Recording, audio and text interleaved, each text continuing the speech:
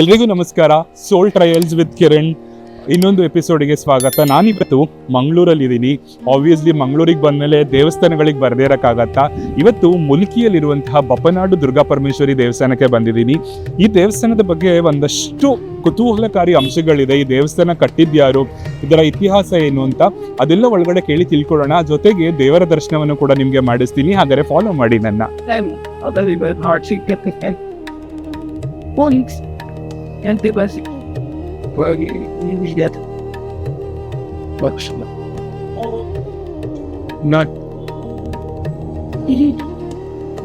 So ಬನ್ನಿ, ಹಾಗಾದ್ರೆ ಈ ಒಂದು ಸ್ಥಳದ ಇತಿಹಾಸ ಮತ್ತೆ ಇಲ್ಲಿ ಏನೇನು ಪೂಜಾ ಕೈಂಕರ್ಯಗಳು ಕೈಗೊಳ್ತಾರೆ ಅನ್ನೋದನ್ನ ಪ್ರಸಾದ್ ಅವರಿಂದನೇ ತಿಳ್ಕೊಳ್ಳೋಣ. ನಮಸ್ಕಾರ.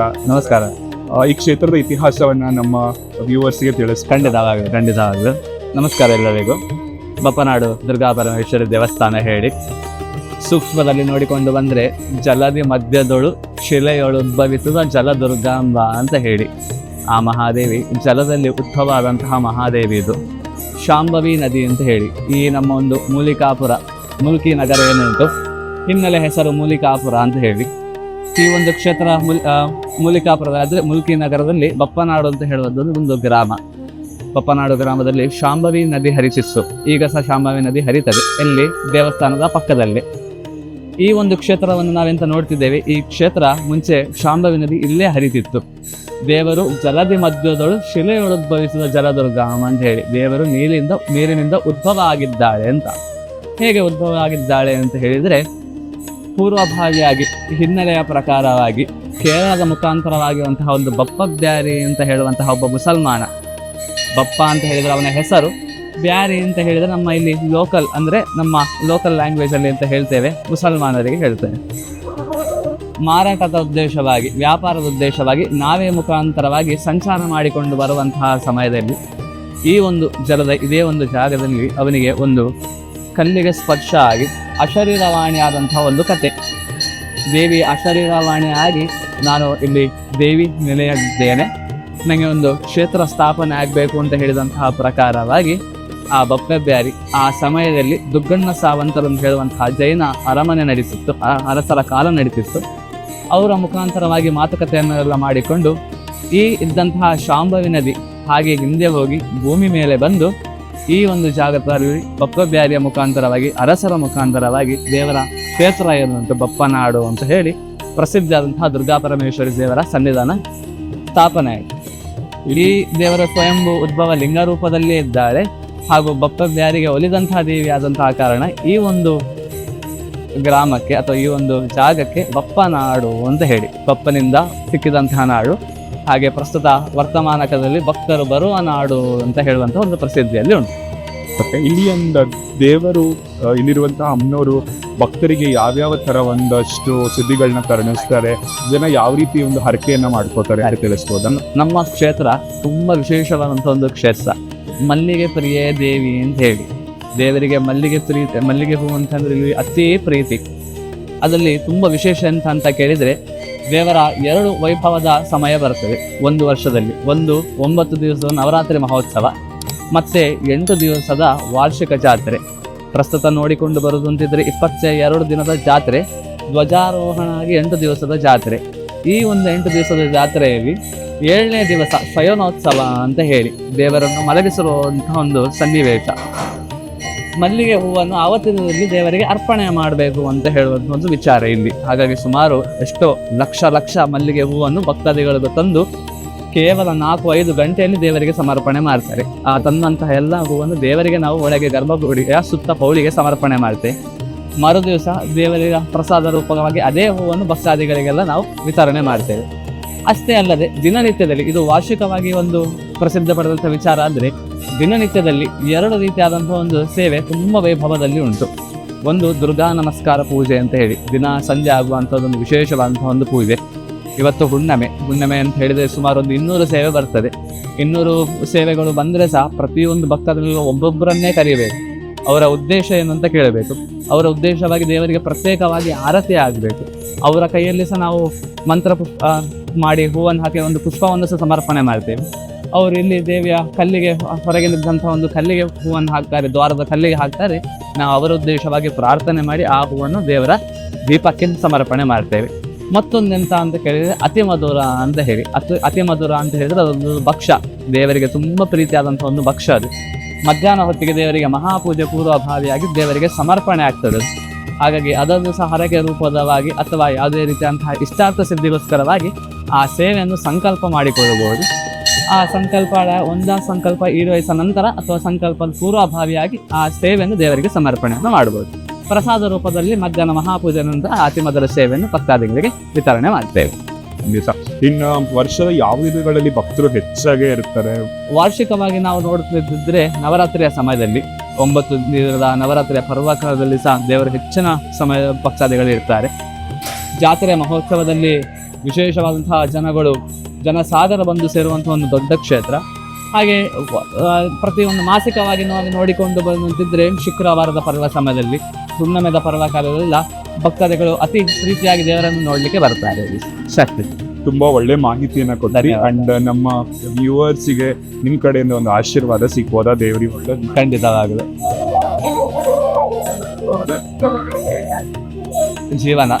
ಜೀವನದಲ್ಲಿ ಒಂದು ಪ್ರತಿಯೊಂದು ಕ್ಷಣದಲ್ಲಿ ಸಹ ಹುಟ್ಟಿದಕ್ಕೆ ಸಾರ್ಥಕ ಆಗಬೇಕು ಅಂತಿದ್ರೆ ನಾವು ದಿನನಿತ್ಯದಲ್ಲಿ ದೇವತಾ ಆರಾಧನೆ, ದೇವತಾ ಸತ್ಕರ್ಮಾದಿಗಳನ್ನೆಲ್ಲ ಮಾಡ್ತಿರಬೇಕು. ಪ್ರತಿಯೊಂದು ಕ್ಷಣದಲ್ಲಿ ಸಹ ಅಷ್ಟೇ. ನಮ್ಮ ಈ ಒಂದು ಬಪ್ಪನಾಡು ಕ್ಷೇತ್ರ ಅಂತ ಹೇಳಿದ್ರೆ ತುಂಬ ಪ್ರಸಿದ್ಧ ಪಡೆದಂತಹ ಒಂದು ಕ್ಷೇತ್ರ. ನಮ್ಮ ಮಾಧ್ಯಮ ಮುಖಾಂತರವಾಗಿ ಇವತ್ತು ವಿಶೇಷವಾದಂತಹ ಜನಗಳೆಲ್ಲ ನೋಡ್ತಿದ್ದಾರೆ.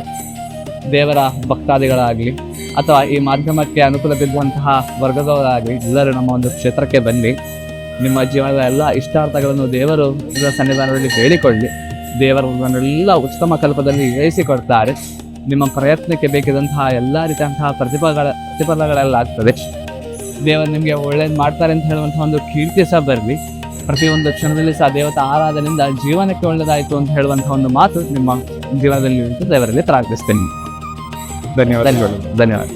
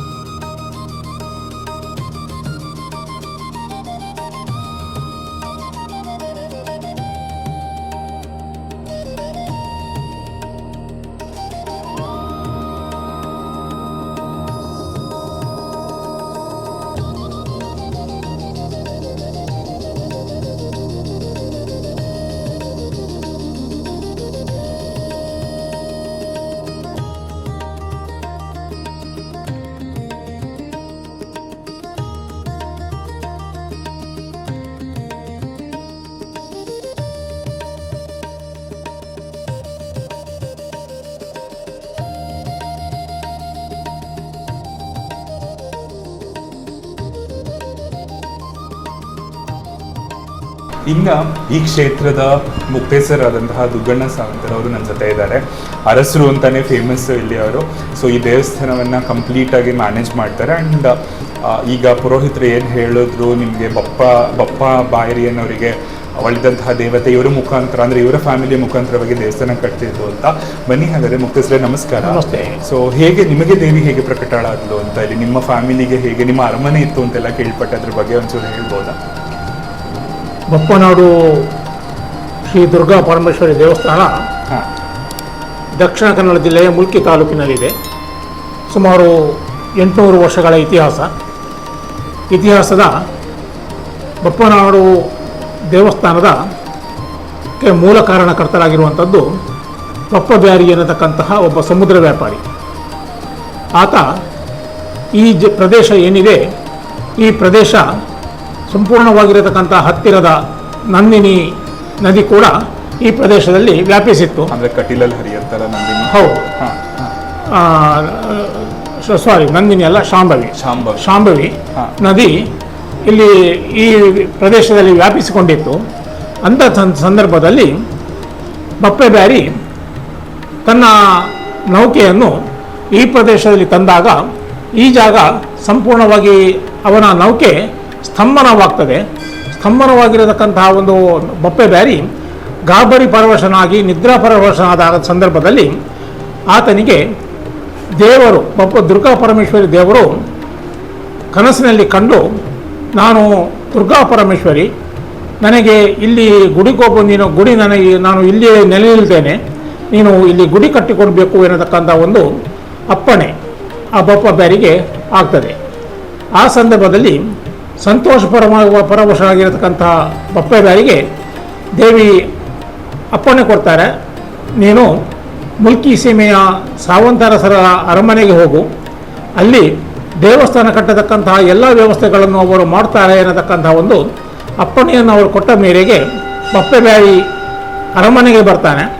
ಅರಮನೆಗೆ ಬಂದು ತನ್ನ ಕನಸಿನ ವೃತ್ತಾಂತವನ್ನು ಅರಿವಿದಾಗ ಅಂದಿನ ಕಾಲದ ಅರಸರು ಸಂತೋಷಪರವಶರಾಗಿ ಎಲ್ಲ ಪ್ರಜೆಗಳನ್ನು ಒಗ್ಗೂಡಿಸಿ ದೇವಸ್ಥಾನದ ನಿರ್ಮಾಣಕ್ಕೆ ಕಾರಣಕರ್ತರಾಗ್ತಾರೆ. ಸುಮಾರು 13ನೇ ಶತಮಾನದಲ್ಲಿ ಪ್ರಾರಂಭಗೊಂಡಂತಹ ಈ ದೇವಸ್ಥಾನ ಇವತ್ತು ಸೀಮೆಯ ದೇವಸ್ಥಾನವಾಗಿ ಪರಿವರ್ತನೆಗೊಂಡಿದೆ. ಸಹಸ್ರಾರು ಲಕ್ಷಾಂತರ ಜನ ಭಕ್ತಾದಿಗಳು ಇಲ್ಲಿ ಪೂಜಾ ಪುರಸ್ಕಾರಗಳನ್ನು ನೆರವೇರಿಸಿ ಅವರ ಇಷ್ಟಾರ್ಥಗಳು ಏನಿವೆ ಅವುಗಳನ್ನು ಈಡೇರಿಸಿಕೊಳ್ತಾರೆ. ದೇವಿಗೆ ಹತ್ತಾರು ಅವರ ಬೇಡಿಕೆಗಳನ್ನು ಈಡೇರಿಸ್ತಾರೆ. ಜೊತೆಗೆ ವರ್ಷಂಪ್ರತಿ ನಡೆಯುವಂತಹ ಲಕ್ಷಾಂತರ ಜನ ಸೇರತಕ್ಕಂತಹ ಜಾತ್ರಾ ಮಹೋತ್ಸವ ಏನಿದೆ, ಜಾತ್ರಾ ಮಹೋತ್ಸವದಲ್ಲಿ ವಿಶೇಷವಾಗಿರತಕ್ಕಂತಹ ಒಂದು ಸೇವೆ ಡೋಲು ಸೇವೆ, ಬಪ್ಪನಾಡು ಡೋಲು ಅಂತ ಹೇಳುವಂಥದ್ದೇನಿದೆ, ಅದು ಮುಖ್ಯವಾಗಿ ಬಂದಿರತಕ್ಕಂಥ ಕಾರಣ ಜಾತ್ರಾ ಸಮಯದಲ್ಲಿ ಬಪ್ಪನಾಡು ಮುಲ್ಕಿ ಸೀಮೆಯಲ್ಲಿರತಕ್ಕಂತಹ ಎಲ್ಲ ಡೋಲು ಬಾರಿಸತಕ್ಕಂತಹ ಒಳ್ಳೆಯ ಜನಾಂಗದ ಡೋಲು ಬಾರಿಸುವವರು ಬಪ್ಪನಾಡು ಜಾತ್ರೆಯ ಸಂದರ್ಭದಲ್ಲಿ ಆ ಜಾತ್ರೆಯಲ್ಲಿ ಬಂದು ಡೋಲು ಬಾರಿಸುವಂಥದ್ದು ಅದು ನೂರಾರು ಸಂಖ್ಯೆಯಲ್ಲಿ ಜನ ಡೋಲು ಬಾರಿಸ್ತಾರೆ. ಆದ್ದರಿಂದ ಬಪ್ಪನಾಡು ಡೋಲು ಅಂತ ಹೇಳುವಂಥದ್ದೊಂದು ಪ್ರಚಲಿತ ಮಾತು. ಅದರ ಸಾಂಕೇತಿಕವಾಗಿ ಇವತ್ತು ನಾವು ಭಾರಿ ದೊಡ್ಡ ಪ್ರಮಾಣದಲ್ಲಿ ಒಂದು ಡೋಲನ್ನು ನಡೆಸಿಕೊಡ್ತಾ ಇದ್ದೇವೆ. ಜೊತೆಗೆ ಮತ್ತೊಂದು ವಿಶೇಷವಾಗಿರತಕ್ಕಂಥದ್ದು ಅಂತ ಹೇಳಿದರೆ, ಇಲ್ಲಿ ಮದುವೆಯ ನೆಂಟಸ್ತಿಗೆ ನಡೆಯುವಂಥ ಒಂದು ಸಂದರ್ಭದಲ್ಲಿ ಎರಡೂ ಕಡೆಯ ವ್ಯಕ್ತಿಗಳು, ಎರಡೂ ಕಡೆಯ ಕುಟುಂಬಸ್ಥರು ಈ ನಮ್ಮ ದೇವಸ್ಥಾನದ ಗೋಪುರದಲ್ಲಿ ಕುಳಿದು ಮಾತುಕತೆ ನಡೆಸಿ ಸಂದರ್ಭ ಒದಗಿ ಬಂದಾಗ ಒಳ್ಳೆ ರೀತಿಯ ಸಂಬಂಧಗಳು ಕೂಡಿ ಬರ್ತದೆ. ಜೊತೆಗೆ ಒಳ್ಳೆ ರೀತಿಯ ಒಂದು ದಾಂಪತ್ಯ ಜೀವನ ನಡೆಸುವಂತಹ ಒಂದು ಮನಸ್ಥಿತಿ ಉಂಟಾಗ್ತದೆ ಎನ್ನುವಂಥ ಒಂದು ಭಾವನೆ ಮತ್ತು ಸತ್ಯ ಕೂಡ ಅದು ಆ ರೀತಿ ನಡೀತಿರುವಂಥದ್ದು ಇವತ್ತು ನಡೆಯುವಂಥದ್ದು. ಆದ್ದರಿಂದ ವರ್ಷದಲ್ಲಿ ಸಹಸ್ರಾರು ಮದುವೆಯ ನೆಂಟಸ್ತಿಕೆಗಳು ಈ ಜಾಗದಲ್ಲಿ ನಡೆಯುವಂಥದ್ದು ಇವತ್ತು ನಡ್ಕೊಂಡಿದೆ. ಆದ್ದರಿಂದ ಈ ದೇವಸ್ಥಾನ ಏನಿದೆ ಇವತ್ತು ಜಗತ್ತಿನಲ್ಲಿ ಒಂದು ಅತ್ಯಂತ ಪವಿತ್ರವಾಗಿರತಕ್ಕಂತಹ ಒಂದು ದೇವಸ್ಥಾನ ಅಂತ ಹೇಳುವಂಥದ್ದನ್ನು ನಾನು ಈ ಸಂದರ್ಭದಲ್ಲಿ ಹೇಳಲಿಕ್ಕೆ ಸಂತೋಷ ಪಡ್ತೇನೆ. ನಿಮ್ಮದು ಎಷ್ಟನೇ ತಲೆಮಾರು ನಡೆಸ್ಕೊಂಡು ಬರ್ತಿರೋದು? ನಮ್ಮದು ಸಾವಂತರಸರು ಈ ಪ್ರದೇಶವನ್ನು ಸುಮಾರು 13ನೇ ಶತಮಾನದಿಂದ 17ನೇ ಶತಮಾನದ ತನಕ ರಾಜಕೀಯವಾಗಿ ಸಾವಂತರಸರು ಆಡಳಿತ ನಡೆಸ್ತಾ ಇದ್ದರು. ಆ ಅವಧಿಯಲ್ಲಿ ನಮ್ಮ ಅರಮನೆ ಸುಮಾರು 3 ಕಡೆಗೆ ಸ್ಥಳಾಂತರವಾಗಿದೆ. ಪ್ರಾರಂಭದಲ್ಲಿ ನಮ್ಮ ಅರಮನೆ ಸ್ಥಾಪನೆಗೊಂಡದ್ದು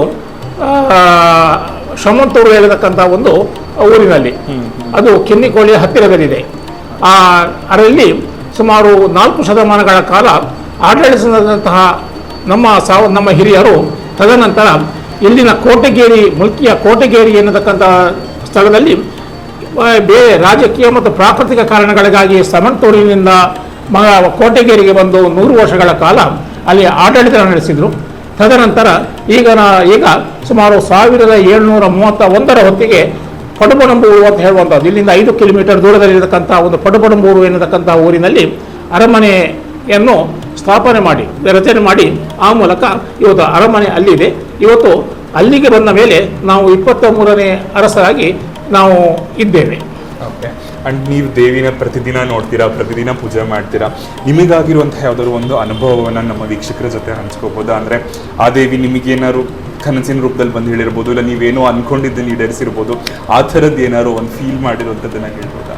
ಹಿರಿಯರಿಂದ ಬಂದಿರತಕ್ಕಂತಹ ಪಟ್ಟದ ಮೂಲಕ ನಾವು ಈ ದೇವಸ್ಥಾನದ ಆಡಳಿತವನ್ನು ನಡೆಸ್ತಾ ಇದ್ದೇವೆ. ಜೀವನದಲ್ಲಿ ಕಷ್ಟ ಸುಖ ದುಃಖ ದುಮ್ಮಾನಗಳು ಸ್ವಾಭಾವಿಕ.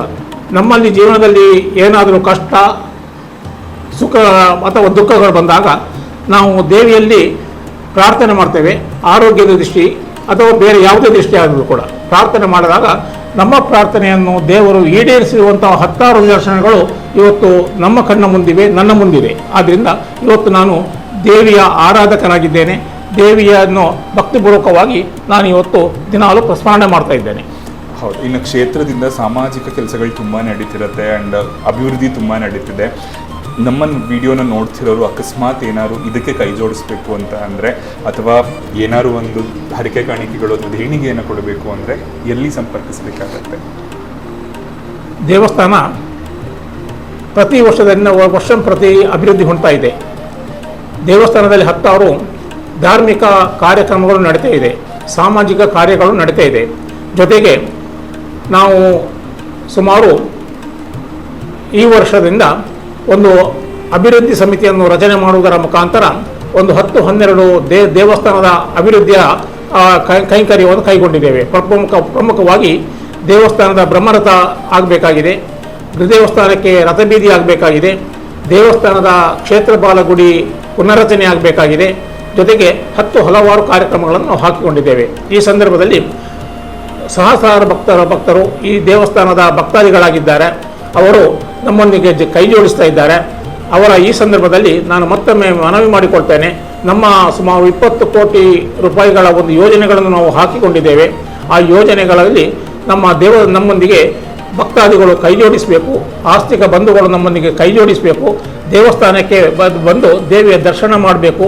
ಜೊತೆಗೆ ನಿಮ್ಮ ದೇಣಿಗೆಯನ್ನು ಕೂಡ ಈ ಸಂದರ್ಭದಲ್ಲಿ ದೇವಸ್ಥಾನದ ನಮ್ಮ ಆಫೀಸ್ನಲ್ಲಿ ಕಚೇರಿಯಲ್ಲಿ ಕೊಡುವುದರ ಮುಖಾಂತರ ನಮ್ಮ ಈ ಒಂದು ಸೇವೆ, ನಮ್ಮ ಈ ಒಂದು ಪೂಜಾ ಒಂದು ಧಾರ್ಮಿಕ ಕೈಂಕರ್ಯದಲ್ಲಿ ನೀವು ಕೂಡ ಭಾಗಿಗಳಾಗಬೇಕು ಎನ್ನುವಂಥದ್ದನ್ನು ನಾನು ಈ ಸಂದರ್ಭದಲ್ಲಿ ನಿಮ್ಮಲ್ಲಿ ಮನವಿ ಮಾಡಿಕೊಳ್ತೇನೆ. ಧನ್ಯವಾದಗಳು ಮುಕ್ತೇಶ್ವರೇ, ನಮಗೊಂದು ಅವಕಾಶ ಮಾಡಿಕೊಟ್ರಿ ದೇವಿಯನ್ನು ಎಲ್ರಿಗೂ ತೋರ್ಸೋಕ್ಕೆ, ಮಾತಾಡಲಿಕ್ಕೆ ಎಲ್ಲ ತುಂಬ ಖುಷಿ ಆಯಿತು. ನಿಮ್ಮ ಒಂದು ಅಭಿವೃದ್ಧಿ ಕಾರ್ಯ ಹೀಗೆ ನಡೀಲಿ, ನಮ್ಮ ಹಿಂದೂ ಧರ್ಮ ಇನ್ನ ಎತ್ತರಕ್ಕೆ ಬೆಳೀಲಿ ಅಂತ ನಾನು ಕೂಡ ಕೇಳ್ಕೊತೀನಿ. ನಮಸ್ಕಾರ. ನೋಡಿದ್ರಲ್ಲ, ಶ್ರೀ ಕ್ಷೇತ್ರ ಬಪ್ಪನಾಡು ದುರ್ಗಾ ಪರಮೇಶ್ವರಿಯ ದರ್ಶನ ಆಯಿತು. ಇಲ್ಲಿಯ ಪುರೋಹಿತರು ಹಾಗೆ ಮುಕ್ತೇಶ್ವರರು ಒಂದಷ್ಟು ಒಳ್ಳೆ ಇಂಪಾರ್ಟೆಂಟ್ ಮಾಹಿತಿಗಳನ್ನ ಕೊಟ್ಟಿದ್ದಾರೆ. ಹಾಗೇನೆ ದೇವಸ್ಥಾನದಲ್ಲಿ ಏನೇನು ಕೈಂಕರ್ಯಗಳನ್ನ ಧರ್ಮ ಕಾರ್ಯಗಳನ್ನ ಮಾಡ್ತಾರೆ ಅನ್ನೋದನ್ನು ಕೂಡ ತಿಳಿಸಿಕೊಟ್ಟಿದ್ದಾರೆ. ಸೊ ನೀವು ಕೂಡ ಮಂಗಳೂರಿಗೆ ಬಂದಾಗ ಮುಲ್ಕಿಯಲ್ಲಿರುವಂತಹ ಬಪ್ಪನಾಡು ಕ್ಷೇತ್ರಕ್ಕೆ ಬನ್ನಿ. ದುರ್ಗಾ ಪರಮೇಶ್ವರಿ ದೇವಿ ತುಂಬಾನೇ ಪವರ್ಫುಲ್. ಇಲ್ಲಿ ನೀವು ಬಂದು ಅವಳಿಗೆ ಪ್ರಾರ್ಥನೆ ಮಾಡಿ ನಿಮ್ಮ ಹರಕೆಯನ್ನು ಸಲ್ಲಿಸಿದ್ರೆ ಖಂಡಿತವಾಗಿಯೂ ನಿಮ್ಮ ಅಭಿಷ್ಟಗಳು ಈಡೇರುತ್ತೆ. ಮತ್ತೆ ಮುಂದೊಂದು ಎಪಿಸೋಡ್ನಲ್ಲಿ ಇನ್ನೊಂದು ದೇವಸ್ಥಾನ ಅಥವಾ ಇನ್ನೊಂದು ವಿಶೇಷ ವ್ಯಕ್ತಿಯೊಂದಿಗೆ ನಾನು ನಿಮ್ಮ ಮುಂದೆ ಹಾಜರಾಗ್ತೀನಿ. ಅಲ್ಲಿ ತನಕ ನನ್ನ ಯೂಟ್ಯೂಬ್ ಚಾನಲ್ನ ಲೈಕ್, ಸಬ್ಸ್ಕ್ರೈಬ್, ಶೇರ್ ಮಾಡಿ. ಸೋಲ್ ಟ್ರಯಲ್ಸ್ ವಿತ್ ಕಿರಣ್ ಅಂತ ಮತ್ತೊಮ್ಮೆ ಎಲ್ರಿಗೂ ಸಿಗ್ತೀನಿ. ಒಳ್ಳೇದಾಗಿ ಆ ತಾಯಿ ದುರ್ಗಾ ಪರಮೇಶ್ವರಿ ನಿಮ್ಮೆಲ್ರಿಗೂ ಒಳ್ಳೇದು ಮಾಡಿ ಹರಿಸ್ಲಿ ಅಂತ ನಾನು ಕೂಡ